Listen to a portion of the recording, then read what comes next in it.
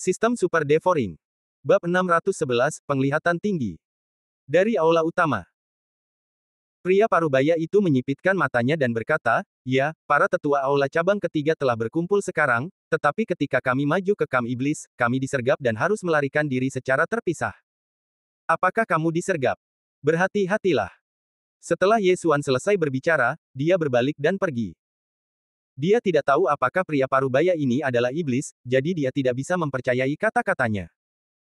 Akan lebih baik untuk bertindak sendiri dan mengumpulkan informasi dari orang lain, lalu berspekulasi. Kemudian, Yesuan pergi dengan cepat. Tetua yang mengujinya di langit menyipitkan matanya dan berpikir dalam hati, metode ajaib apa ini, apakah ini rahasia baru bumi? Namun, anak ini sangat menentukan dalam membunuh. Aku tidak tahu apakah dia melakukannya untukku, atau apakah dia benar-benar berada di pihak manusiaku.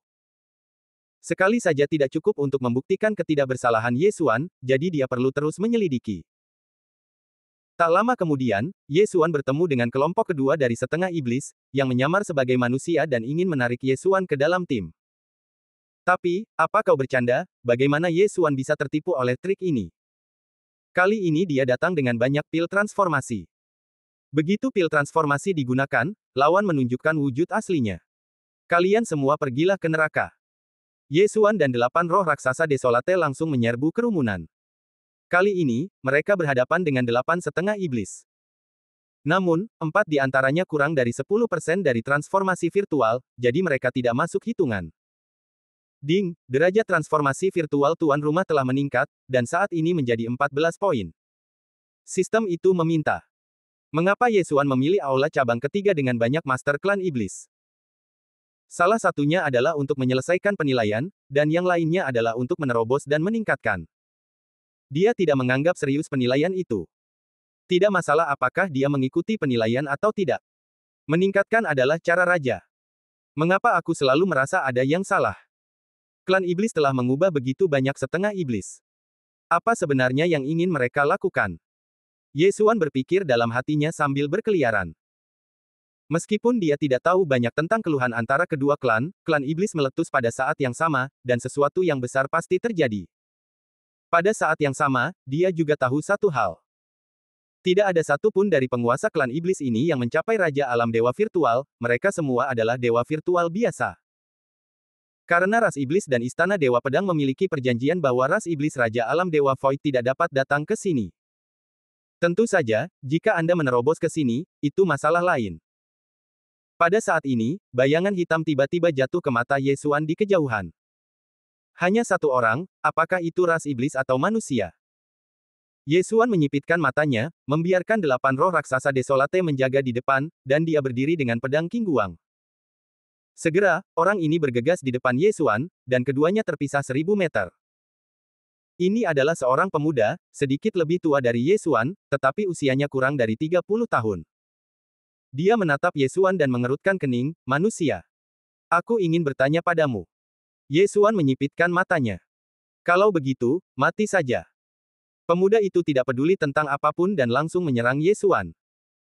Orang baik, menyerang tanpa mengetahui benar atau salah, itu pasti manusia. Ini adalah intuisi Yesuan. Jika pihak lain adalah ras iblis, dia pasti sudah merasa bahwa dia adalah manusia sejak lama. Bagaimanapun, ada cara khusus untuk mengidentifikasi antara iblis. Oleh karena itu, orang ini pasti manusia, dan harus menjadi seorang jenius di alam dewa kekosongan Istana Raja Perang. Tebakan Yesuan benar. Nama orang ini adalah Gao Zhan.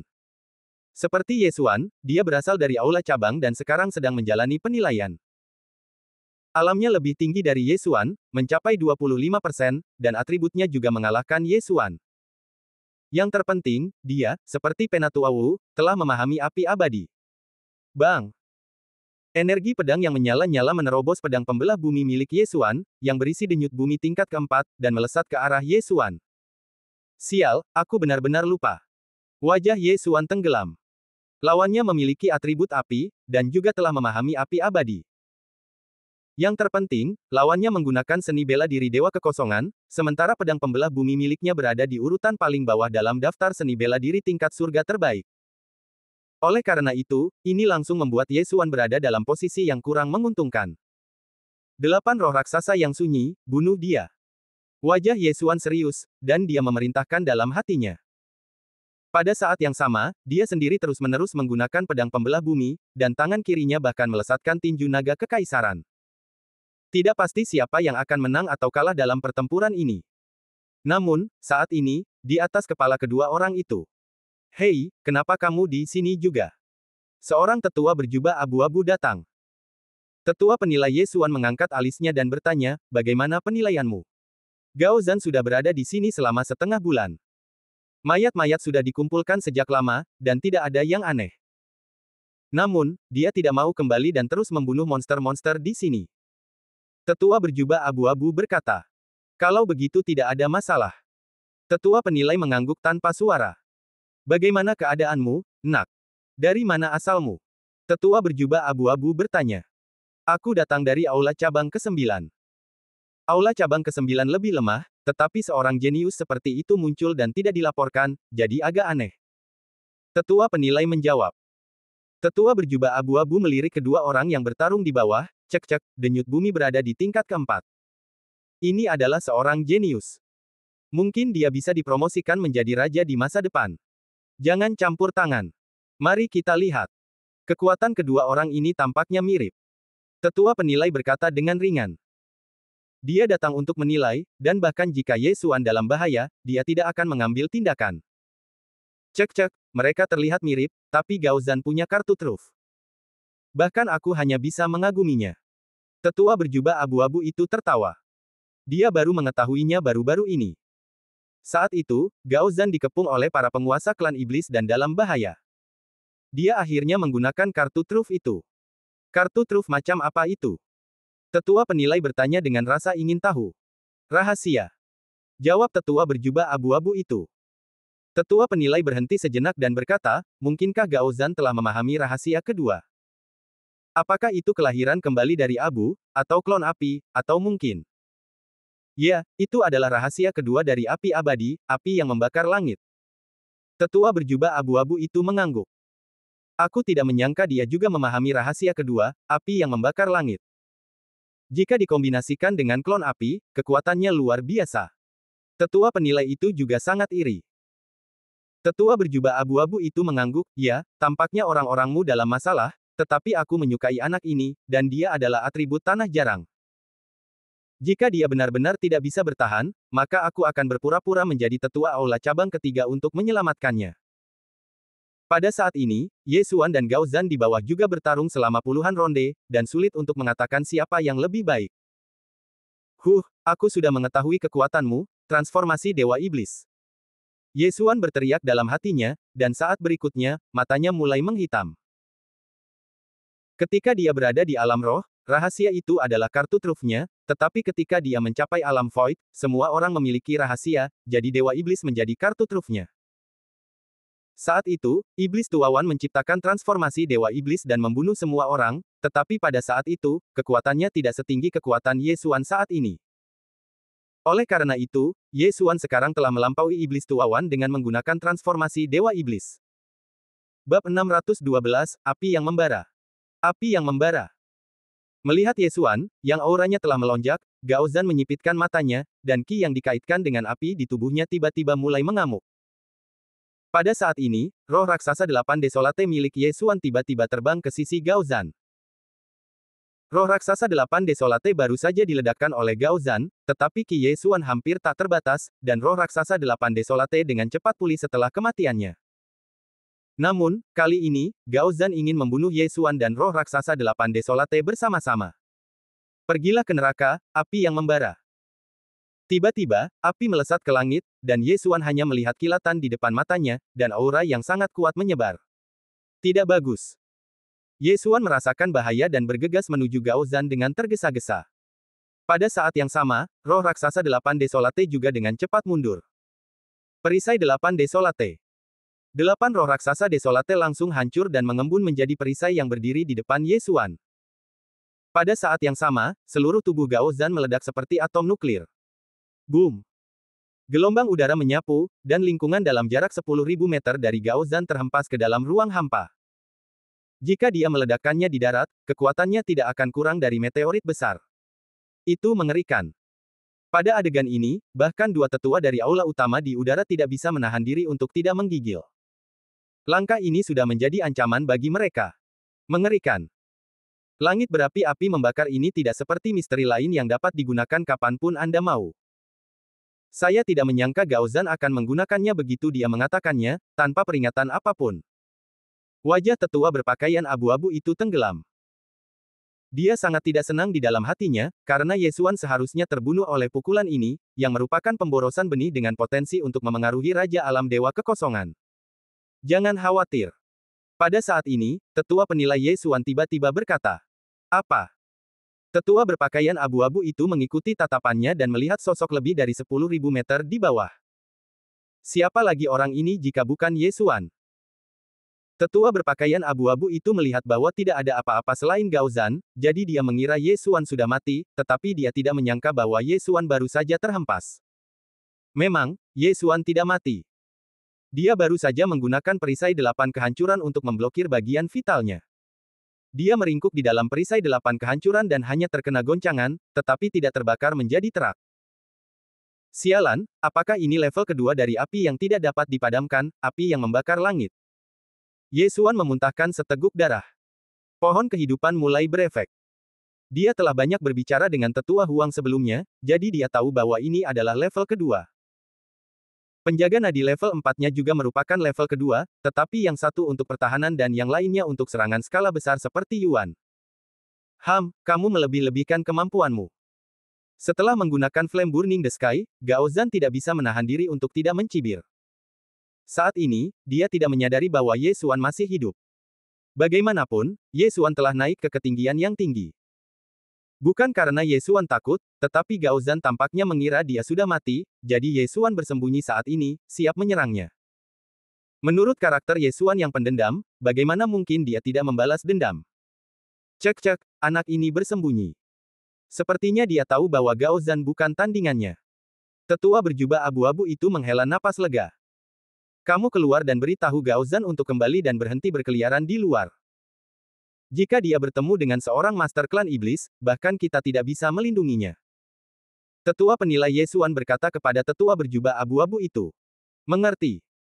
Tetua berjubah abu-abu itu mengangguk dan bersiap untuk keluar. Namun, pada saat ini, teknik pedang 8 kehancuran, pedang mematahkan 8 kehancuran.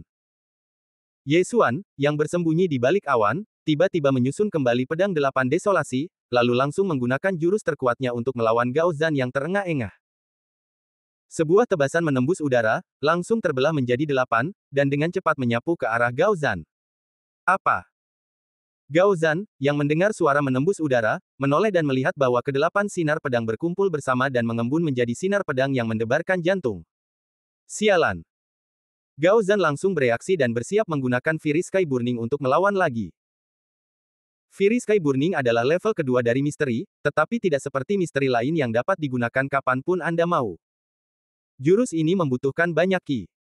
Dia pernah menggunakannya sekali sebelumnya dan telah menghabiskan sebagian besarnya. Kali ini, dia harus menggunakan semua ki-nya. Itu karena jurus pedang pemecah 8 desolasi ini sangat ganas dan dia pikir dia tidak memiliki kemampuan untuk menghindarinya. Api membakar langit.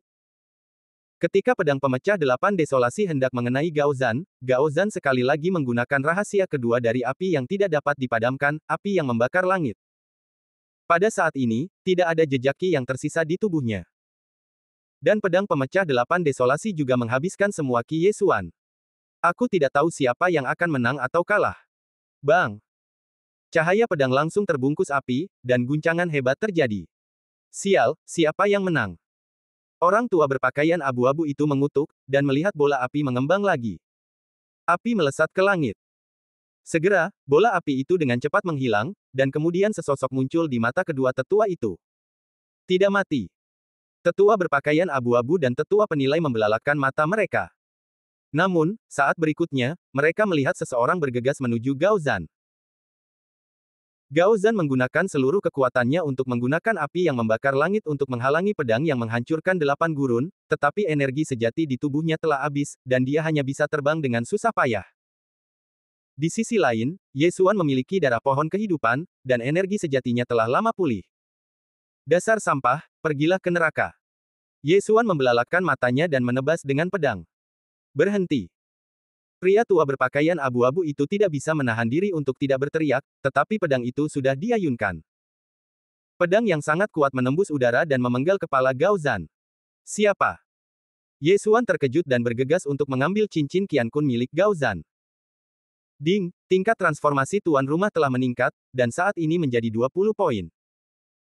Kali ini, dia membuat terobosan besar, melonjak langsung dari 14 poin menjadi 20 poin. Bagaimanapun, Gao Zhan telah menyelesaikan tugas penilaian, dan ada banyak harta alam di cincin Qiankun. Setelah Ye Xuan menerobos, dia berbalik dan menatap pria tua berpakaian abu-abu yang bergegas dengan wajah penuh ketakutan. Suku Iblis. Ye Xuan menyipitkan matanya. Tetapi setelah memikirkannya, dia merasa ada yang tidak beres. Gao Zhan tidak berubah menjadi iblis sebelum kematiannya, dan tidak ada energi iblis yang bocor setelah kematiannya, jadi dia adalah manusia. Pria tua berpakaian abu-abu yang tiba-tiba muncul saat ini menyuruhnya untuk berhenti, jadi dia mungkin juga manusia. Tentu saja, ini tidak bisa 100% pasti, lagi pula, ada banyak manusia yang berkolusi dengan iblis. Saya adalah tetua aula utama aula Raja Perang, dan juga pengujinya. Pria tua berpakaian abu-abu itu mengungkapkan identitasnya. Tetua aula utama, penguji. Ye Xuan menyipitkan matanya dan langsung bereaksi. Jika pria tua berpakaian abu-abu itu mengatakan yang sebenarnya, maka dia mungkin juga memiliki penguji. Untuk membuktikan kesetiaannya, selain membunuh 100 iblis tingkat dewa virtual dengan level yang sama, seseorang akan menyelidiki secara diam-diam. Saya tidak mengenal Anda.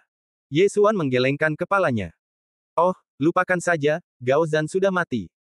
Pria tua berpakaian abu-abu itu menggelengkan kepalanya. Bab 613, Selamat tinggal Jiang Tianjin. Pria tua berpakaian abu-abu itu adalah penyelidik Gao Zhan. Setiap gerakan Gao Zhan di sepanjang jalan ada di matanya. Gao Zhan sombong dan berkuasa. Dia tidak akan menunjukkan belas kasihan kepada para iblis, tetapi setelah beberapa hari, dia begitu sombong sehingga dia bahkan akan membunuh manusia. Gao Zhan adalah yang pertama menyerang, jadi pria tua berpakaian abu-abu itu tidak menyalahkan Ye Xuan. Jika tetua baik-baik saja, maka aku akan pergi terlebih dahulu. Setelah Ye Xuan selesai berbicara, dia dengan cepat mundur dan menghadapi pria tua berpakaian abu-abu itu. Tunggu. Tetua berpakaian abu-abu itu tiba-tiba menghentikannya dan berkata, jika aku ingin membunuhmu, kamu tidak akan hidup sampai sekarang. Kamu tidak perlu takut padaku. Memang, wilayah kekuasaannya sangat tinggi, dan dia bisa membunuh Ye Xuan hanya dengan satu jari. Ye Xuan juga melihat bahwa kekuatan orang ini jauh lebih kuat daripada tetua Helian yang pernah dilihatnya. Bagi seorang jenius, masuk akal untuk mengirim orang kuat tingkat tinggi di alam dewa virtual. Apakah ada yang bisa dilakukan oleh tetua? Ye Xuan menyipitkan matanya. Kamu telah lulus ujian. Kembalilah bersama kami dan jangan tinggal di luar. Kata tetua berjubah abu-abu. Kami. Ye Xuan mengangkat alisnya. Benar saja, dia juga memiliki seorang penguji. Dia tidak lulus ujian tadi, tetapi sekarang setelah dia membunuh Gao Zhan, tubuhnya sudah cukup. Ada 100 mayat Master Klan Iblis yang telah mencapai tingkat transformasi ke-10, dan ada ratusan dari mereka di cincin Qiankun milik Gao Zhan, dan kekuatan mereka melebihi 10%. Ini sudah cukup. Namun, dia tidak ingin kembali bersama mereka. Karena, mungkin kedua orang ini berkolusi dengan klan iblis, menyeretnya pergi dan secara paksa mengubahnya menjadi setengah iblis. Tidak, tetua, aku ingin menyelesaikan tugas itu sendiri. Ye Xuan masih menolak. Di sini sangat berbahaya. Orang-orang di aula cabang ketiga juga bersiap untuk mundur. Kamu harus kembali dengan cepat, dan kita juga bisa keluar untuk membunuh klan iblis. Kata tetua berjubah abu-abu. Pada saat ini, sosok lain jatuh dari langit. Sosok itu adalah tetua penilai Ye Xuan. Saya penguji Anda. Anda lulus. Ayo pergi. Tetua penilai berkata kepada Ye Xuan. Dua orang master yang lebih kuat dari tetua Helian, yang memberi banyak tekanan pada Ye Xuan. Sejujurnya, jika kedua orang ini berkolusi dengan klan iblis dan menyerang secara langsung, Ye Xuan tidak akan memiliki kekuatan untuk melawan sama sekali, dan akan langsung ditangkap dan dibawa kembali ke klan iblis. Namun mereka tidak melakukannya, yang membuat Ye Xuan mempercayainya. Baiklah, kembalilah. Ye Xuan mengangguk. Ayo pergi, kami berdua akan mengantarmu kembali. Kata tetua berpakaian abu-abu itu. Merupakan suatu kehormatan bagi Ye Xuan untuk dikawal oleh dua tetua tingkat tinggi di alam dewa virtual. Namun, saat ini, boom, boom, boom. Tiba-tiba ada gerakan besar, yang menarik perhatian ketiga orang itu. Gerakan itu sangat besar, sepertinya ada cukup banyak orang. Ayo pergi dan lihat. Mata tetua berpakaian abu-abu itu berbinar. Alam mereka cukup untuk menyapu bersih semua klan iblis di sini. Namun, di mata mereka, Ye Xuan sendiri lebih penting daripada aula cabang. Ini adalah benih potensial, seorang jenius yang memiliki harapan untuk menerobos ke Raja Alam Dewa Virtual, atau bahkan Kaisar Dewa Virtual, itu bukan hal yang mustahil. Ayo pergi. Tetua penilai Ye Xuan juga terbang langsung ke sisi Ye Xuan, lalu menepuk bahunya dan membawanya pergi. Kedua tetua itu berada pada level yang sangat tinggi, jadi kecepatan terbang mereka jauh lebih cepat daripada Ye Xuan. Apa, itu wakil kepala aula? Setelah tetua berpakaian abu-abu mendekat, dia menemukan bahwa itu bukan pertempuran kelompok, tetapi hanya dua orang. Selain itu, dia mengenal salah satu dari mereka. Itu adalah wakil kepala aula dari aula Raja Perang.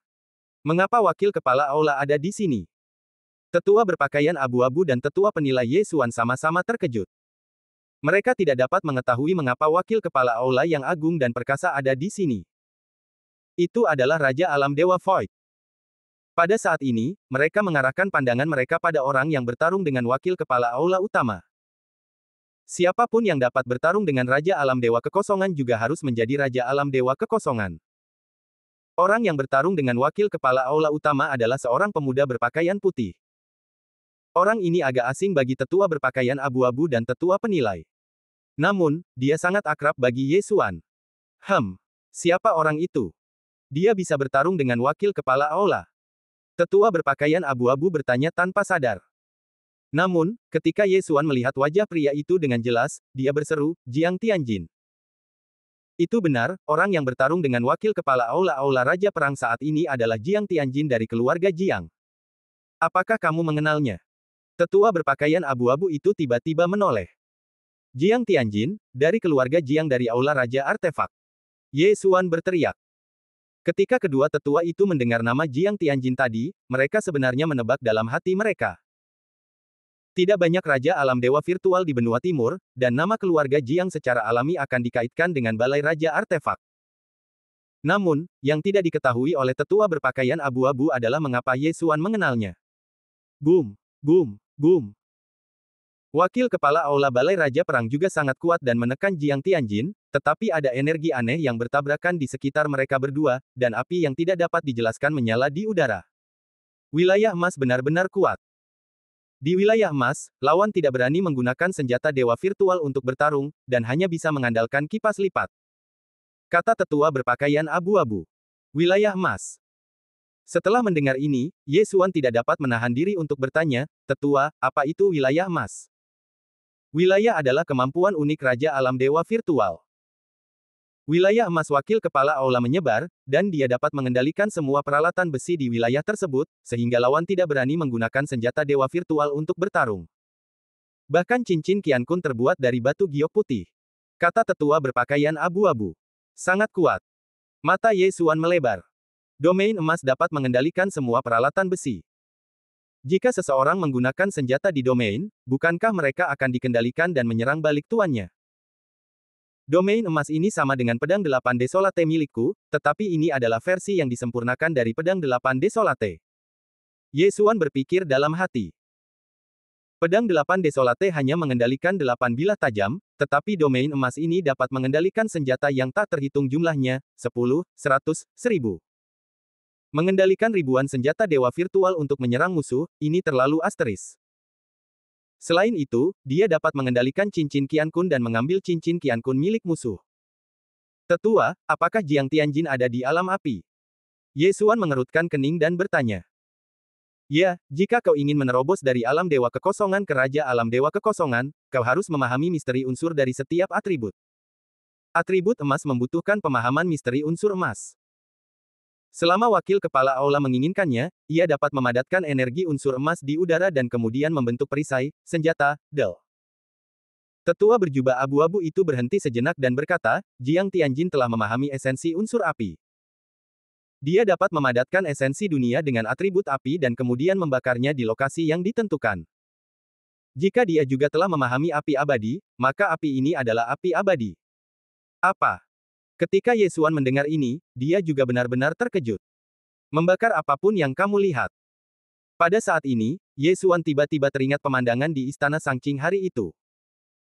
Bab 614, Dewa Pedang Abadi, Ye Chong. Ketika Yesuan bertarung dengan lelaki tua bermata hitam di Istana Sangqing, Jiang Tianjin tiba-tiba muncul dan mengejutkan semua orang. Kemudian, dengan tatapannya, Megatron tiba-tiba terbakar menjadi abu. Sekarang, Yesuan akhirnya mengerti bagaimana Megatron mati. Jiang Tianjin. Yesuan menatap pemuda berpakaian putih itu. Dialah yang membunuh Megatron dan menyiksa Yesuan 2 kali. Bagaimana mungkin dia tidak membalas dendam? Hah! Tiba-tiba, Jiang Tianjin, yang sedang bertarung dengan wakil kepala Balai Raja Perang, melirik Yesuan dan juga sangat terkejut. Dia tidak menyangka bahwa Yesuan benar-benar bergabung dengan Balai Raja Perang, dan bisa berdiri di depannya. Dia memperkirakan bahwa bahkan jika Yesuan bergabung dengan Balai Cabang, dia hanya akan berada di alam roh, tetapi dia tidak menyangka bahwa dia sudah berada di alam Dewa Kekosongan. Hah, tidak peduli seberapa cepat dia tumbuh, aku masih bisa menghancurkannya sampai mati dengan 1 tangan. Jiang Tianjin sangat meremehkan dalam hatinya.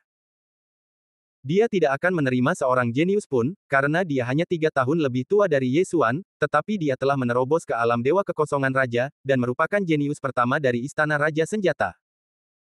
Namun, dia telah bertarung dengan wakil kepala aula dari Aula Raja Perang selama ratusan ronde, dan pihak lain hanya bisa menekannya dengan susah payah.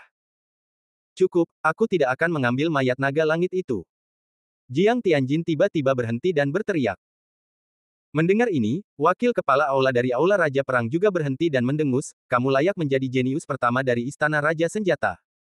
Kamu telah mencapai alam seperti itu. Aku mengagumimu. Jangan katakan kata-kata sopan ini. Jika ayahku ada di sini hari ini, kamu pikir kamu dapat mengalahkan mayat naga langit? Wajah Jiang Tianjin tenggelam. Mayat naga langit dari tingkat Raja Dewa Kekosongan ini awalnya milik Aula Raja Perangku. Apakah kalian semua perampok di keluarga Jiangmu? Wakil kepala aula dari Aula Raja Perang berkata dengan tidak senang. Dunia ini pada awalnya adalah tempat di mana yang kuat dihormati. Jika aku lebih kuat darimu, mayat naga langit itu akan menjadi milikku. Jiang Tianjin tidak ingin membuang-buang kata, dan menoleh untuk melihat Yesuan, berkata, Yesuan, aku tidak menyangka kau akan naik dalam waktu sesingkat itu. Aku harap kau akan berada di tim Great Wilderness kedua. Apa? Wakil kepala aula dari Aula Raja Perang menoleh dengan terkejut dan menatap Yesuan. Jiang Tianjin ini benar-benar mengenal Yesuan. Aku pernah bersumpah bahwa aku akan membunuhmu dengan tanganku sendiri. Yesuan menunggu Jiang Tianjin dan berkata dengan dingin. Kau sangat tidak tahu malu. Jiang Tianjin mengatakan ini dan berbalik. Yesuan mengerutkan kening. Dia merasa bahwa ini sedikit berbeda dari Jiang Tianjin yang dia temui sebelumnya.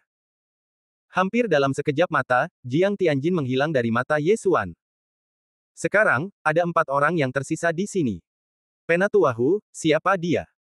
Tanya wakil kepala aula dari Aula Raja Perang.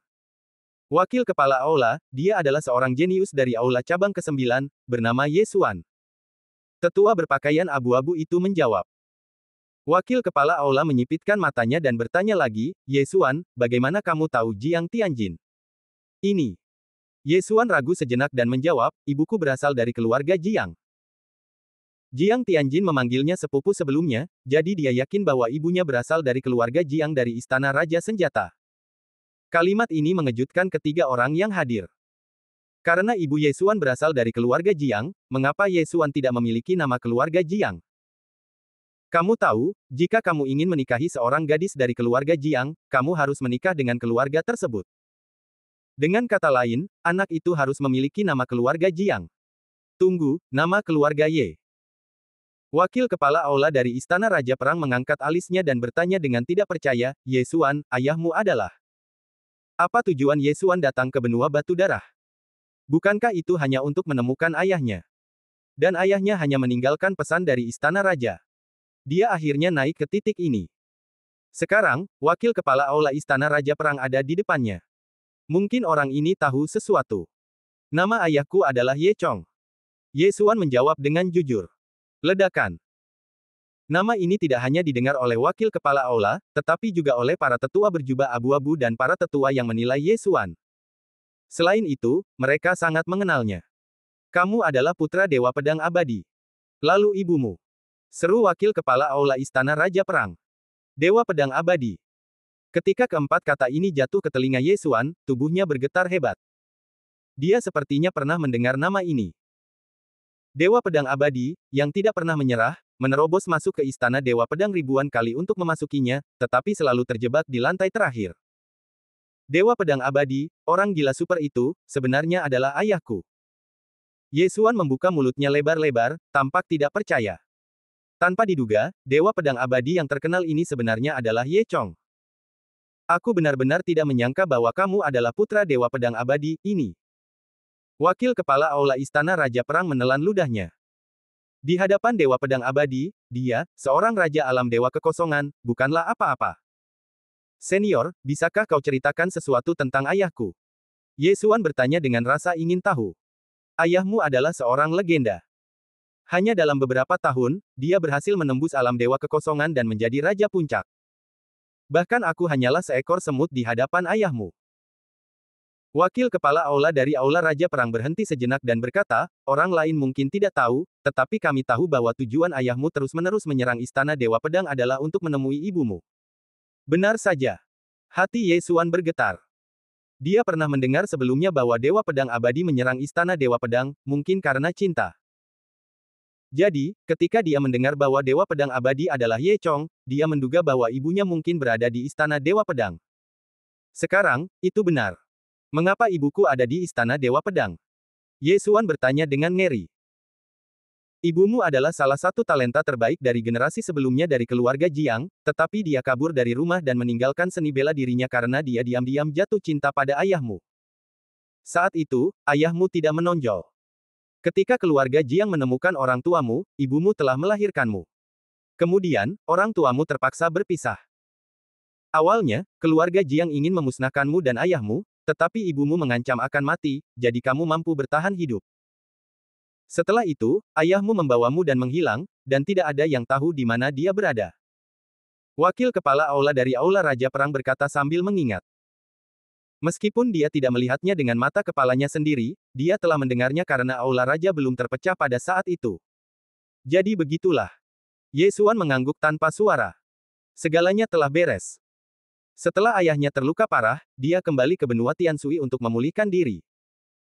Setelah lukanya sembuh, dia kembali ke benua Batu Darah, menerobos semua jalan dan membuat namanya terkenal.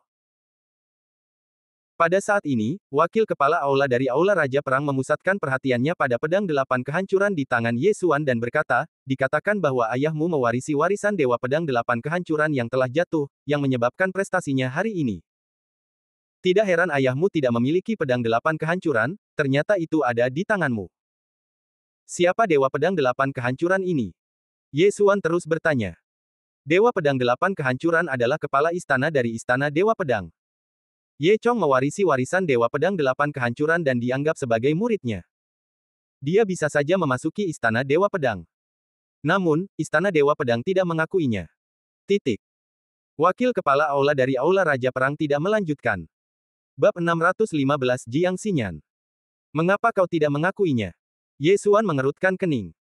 Karena pamanmu adalah kepala istana-istana Dewa Pedang, dan dia juga penjaga lantai terakhir menara Dewa Pedang. Saat itu, dialah yang secara pribadi menangkap ibumu dan membawanya kembali ke keluarga Jiang, dan melukai ayahmu dengan parah. Pamanmu adalah ayah Jiang Tianjin. Wakil kepala istana-istana Raja Perang menjawab. Sekarang, Ye Xuan mengerti mengapa Jiang Tianjin dapat mengenalinya sekilas hari itu. Darah hanya dapat berarti bahwa Ye Xuan memiliki keluarga Jiang di tubuhnya. Ini mungkin hutang yang ditinggalkan oleh seseorang di keluarga Jiang. Dan yang membuat Jiang Tianjin mengonfirmasi identitas Ye Xuan adalah 8 pedang desolate. Jiang Tianjin dan putranya bukan orang baik. Ye Xuan berpikir dalam hati. Ayah Jiang Tianjin, yaitu pamannya, sebenarnya telah memukuli ayahnya ribuan kali. Dan Jiang Tianjin juga menyiksanya 2 kali, dan bahkan membakar Megatron menjadi abu. Kebencian ini ditumpangkan. Senior, siapa nama ibuku? Ye Xuan tiba-tiba teringat pertanyaan ini. Bagaimanapun, kata ibu terlalu jauh darinya. Jiang Xinyan, Dewi keluarga Jiang, adalah orang yang paling berpeluang menjadi Kaisar Agung Alam Dewa Kekosongan. Kaisar Agung Dewa Kekosongan, tidak ada Kaisar Agung di benua timurku kecuali Istana Dewa Pedang. Wakil Kepala Aula-Aula Raja Perang menghela napas. Jiang Xinyan, jadi nama ibuku adalah Jiang Xinyan. Ye Xuan langsung teringat nama ini di dalam hatinya. Sekarang, yang paling ingin dia lakukan adalah membantu Ye Chong memasuki Istana Dewa Pedang dan bersatu kembali dengan Jiang Xinyan. Namun, dia masih terlalu jauh dari saat ini. Bagaimanapun, bahkan Ye Chong, Raja Alam Dewa Kekosongan, tidak dapat menerobos. Apa gunanya alam dewa kekosongannya yang biasa? Mungkin dia bahkan tidak dapat melewati level pertama. Ye Xuan berdiri di sana dengan tenang dan memilah emosinya. Dia sudah tahu di mana ayahnya berada. Sekarang yang bisa dia lakukan hanyalah menerobos, dan menerobos lagi. Ye Xuan, Jiang Tianjin ini sangat sombong dan memiliki kepribadian yang mudah berubah. Dia seharusnya tidak memberi tahu keluarga Jiang tentang urusanmu.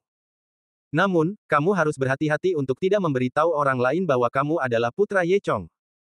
Wakil Kepala Aula dari Aula Raja Perang mengingatkan. Aku mengerti. Ye Xuan mengangguk. Jika keluarga Jiang tahu tentang itu, dia mungkin akan mati muda. Namun, nama Ye Xuan tidak penting. Sudah 20 tahun sejak kejadian itu, dan keluarga Jiang tidak akan mengingatnya sama sekali. Selain itu, setelah dia lahir, dia mungkin telah dibawa kembali ke benua Tianshui bahkan sebelum dia memiliki nama. Tubuh naga tingkat Raja Dewa Virtual telah diperoleh. Meskipun ada hati yang hilang, itu bukan apa-apa. Ayo pergi. Wakil Kepala Aula dari Aula Raja Perang terbang dan bersiap untuk membawa Ye Xuan dan dua lainnya kembali ke Aula Raja Perang. Ye Xuan juga telah menebak bahwa tubuh naga tingkat Raja Dewa Virtual seharusnya berada di Aula Cabang ke-9-nya. Wakil Kepala Aula, bagaimana keadaan para tetua Aula Cabang ke-9 sekarang? Ye Xuan bertanya dengan sedikit khawatir. Saat aku tiba, mereka semua telah tewas dalam pertempuran. Ada mayat para tetua dan mayat para penguasa klan iblis, tetapi jantung naga itu tidak ditemukan dimanapun. Kurasa tetua agung dari Aula Cabang ke-9 telah mengambilnya. Wakil Kepala Aula dari Aula Raja Perang berkata. Semua tewas dalam pertempuran, tetua agung. Ye Xuan menyipitkan matanya. Dia sudah mencoba menebak hasil ini. Benar saja, semua ini adalah konspirasi tetua agung. Dia menggunakan tangan klan iblis untuk mendapatkan hati setengah iblis yang dimurnikan dari hati naga tingkat Raja Dewa Virtual. Tapi jangan khawatir, itu hanya hati setengah iblis. Tidak semudah itu untuk dimurnikan, dan itu hanya alam dewa virtual paling banyak, dan itu tidak akan menjadi raja. Wakil Kepala Aula dari Aula Raja Perang berkata. Ye Xuan terdiam. Bahkan jika dia tidak menjadi Raja Dewa Virtual, dia masih bisa menjadi ancaman besar. Setelah beberapa detik terdiam di dalam hatinya, Ye Xuan berhenti memikirkannya. Kematian adalah hal yang biasa di dunia ini. Wakil Kepala Aula dan para tetua Aula Cabang ke-9 juga memenuhi tanggung jawab mereka. Setelah itu, Ye Xuan kembali ke Aula Raja Perang di bawah pengawalan seorang Raja Dewa Virtual dan dua Master tingkat tinggi Dewa Virtual. Setelah Wakil Kepala Aula-Aula Raja Perang kembali, dia segera memberi tahu banyak tetua. Ada lebih dari selusin master tingkat tinggi Dewa Virtual, dan bahkan puncak alam Dewa Virtual, yang membuat Ye Xuan merasakan tekanan besar. Wakil Kepala Istana, apa yang terjadi? Seorang tetua bertanya. Mayatnya telah ditemukan, atributnya api, dan kami juga bertemu Jiang Tianjin dari Istana Raja Senjata dan bertarung. Anak ini jauh lebih kuat dari sebelumnya, dan mungkin dia akan melampauiku sebentar lagi. Wakil Kepala Istana berkata. Apa, bukankah anak ini baru saja dipromosikan menjadi raja? Terlalu menakutkan, anak ini benar-benar lebih baik dari ayahnya.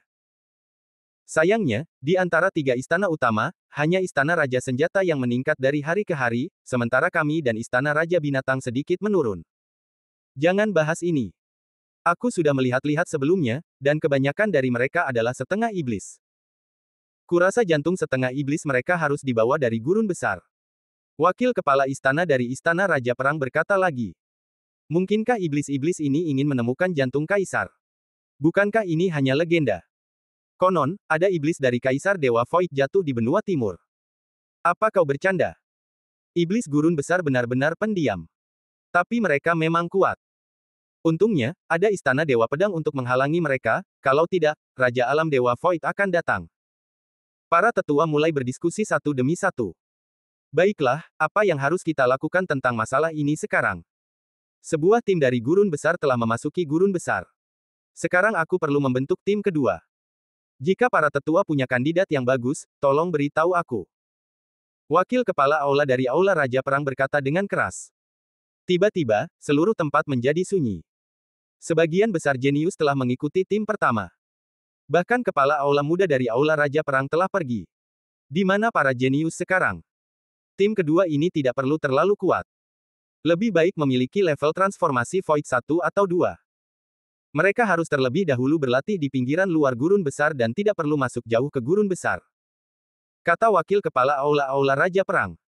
Jika demikian, saya punya satu di sini. Saya punya dua di sini. Saya juga punya satu. Para tetua berbicara tentang para jenius dari alam Dewa Void yang mereka kenal, yang semuanya berusia di bawah 30 tahun. Sudah ada 8, dan Ye Xuan juga telah lulus penilaian, jadi dia dihitung sebagai satu. Aula Raja Perang tiba-tiba mengarahkan pandangannya pada Ye Xuan.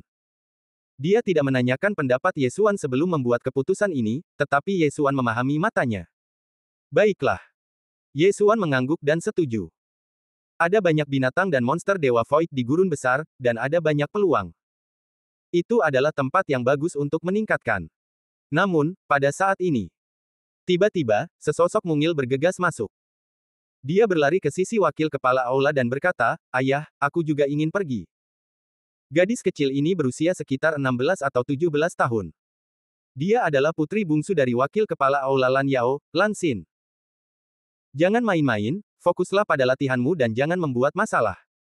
Wajah wakil kepala aula menjadi gelap dan dia berteriak dengan dingin.